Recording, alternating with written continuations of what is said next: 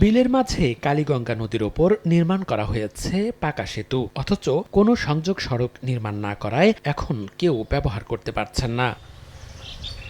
2022 সালে মানিকগঞ্জের ঘিওর উপজেলার বৈকুণ্ঠপুরে 34 কোটি টাকা ব্যয়ে 365 মিটার দীর্ঘ সেতু নির্মাণ করে এলজিডি। তবে কার্যাদেশ অনুযায়ী সংযোগ সড়ক নির্মাণ করা হয়নি। এ কারণে বিপাকে পড়েছেন 30 গ্রামের বাসিন্দা। বিকল্প সড়কে যাতায়াত ও পরিবহন করতে অতিরিক্ত ঘুরতে হচ্ছে 10 থেকে 15 কিলোমিটার। ব্রিজে করে মাটি নাই, আমরা চলতে পারতাছি না, এপার ওপর যাইতে পারতাছি না। 30টা গ্রাম আশেপাশে আমাকে আছে, আমাকে খুবই অসুবিধা। মানুষ অসুখ বিসুখ হইলে তাড়াতাড়ি উপার থেকে এপার আনার অনেক কষ্ট। ঘিউর ঘুরে বরঙ্গাল হইয়া আপনার হইলে মানিকগঞ্জ আরো যাওয়ান লাগে, যত তাড়াতাড়ি হইলে আমাকে ভালো হয়। এদিকে একই নদীর ওপর উপজেলার বরুন্ডি এলাকার খেয়াঘাট দিয়ে পারাপার করছেন অন্তত 40 গ্রামের মানুষ।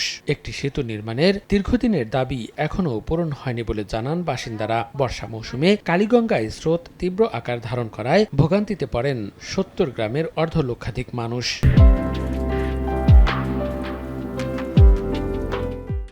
এখানে 1-1.5 ঘন্টা বসে থাকতে হয় নৌকা পারাপারের জন্য, আমাদের অসুবিধা হয়। প্রতিদিন না হলেও 1500 থেকে 2000 লোক এখান থেকে যাওয়া আসা করে। সময়ের অপচয় হয়, তারপরে রিস্ক হয়, ঝড় বৃষ্টির দিনে রিস্ক থাকে। কত এমপি মন্ত্রী গেল, কেউ এখনো ব্রিজ দিল না। সবাই খালি আশ্বাস দেওয়ার পর আর খবর লয় না। আমরা ব্রিজ চাই, এটা প্রধানমন্ত্রীর কাছে আমাদের আবেদন। এদিকে স্থানীয় সরকার প্রকৌশল বিভাগ জানায়, ভূমি অধিগ্রহণ জটিলতাতেই বৈকুণ্ঠপুরের সেতুর সংযোগ সড়ক নির্মাণে দেরি হচ্ছে। আর বরুন্ডি এলাকায় খেয়াঘাটে শিগগিরই পাকা সেতু নির্মাণ করা হবে। আমরা শীঘ্রই কাজটি শুরু করতে যাচ্ছি এবং আশা করি যে আমরা 5 থেকে 6 মাসের মধ্যে টোটাল ব্রিজের অ্যাপ্রোচ সমাপ্ত করে জনগণের সুবিধার জন্য চালু করে দিব।